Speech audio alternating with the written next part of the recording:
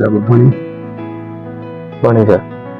இப்போ வந்து ஸ்டீரிங்கில் கையை எப்படிலாம் வைக்கணும் எப்படிலாம் வைக்கணும்னு சொல்ல போகிறேன். சரியா? நேராக பம்பு கை எங்கே இருக்கணும்? 9-3. திரும்பும்போது ரைட் சைட்னா 12-6, லெஃப்ட் சைட்னா ஸ்டீரிங் வந்துன்னா வலது கை 1ஆம் நம்பரில் இந்த கை கியர் மாற்றுருக்கு. இந்த கை 11ஆம் நம்பர் வச்சா ஈட்டி காட்டும், ரெகுலர் காட்டுருக்கு. சரி, இவங்க சிங்கிள் ஹேண்டு கையை 1ஆம் நம்பர் வை, அவங்க இந்த கை கியரில் 11ஆம் நம்பர் வைக்கும். அது சரியா? கையை உள்ள வைக்கலாமா? வைக்க கீழே உள்ள வச்சு காட்டு கையை. அப்படி இல்லை, இப்படி உள்ள வைக்க கூடாது. மேலே ஒரு கை மட்டும் உள்ள வை, இந்த மாதிரி வைக்க கூடாது. பக்கத்துல கை வைக்க கூடாது. சரியா?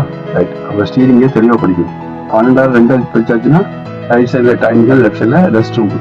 இந்த கை அங்கே போகக்கூடாது, அந்த கை இங்கே வரக்கூடாது. சரியா? ரிவர்ஸ் கியர் 60% ஸ்டீரிங் தான் பிரச்சனை வரும். தெளிவாக ஸ்டீரிங் மொத்தம் சுத்தத்தனை 6, மொத்த சுத்து 3, மொத்தம் 3, திரும்ப 3, நேரம் எடுக்க 3, அப்படியே 6 வரும். 8 போடும்போது 6 வரும். சரியா? ஸ்டீரிங் மொத்த சுத்தத்தனை 3. கண்ட்ரோலிங் டைம் எவ்வளவு? 2 செகண்ட். என்ன கண்ட்ரோலிங் ஸ்பீட் எவ்வளவு? 30 கிலோமீட்டர்.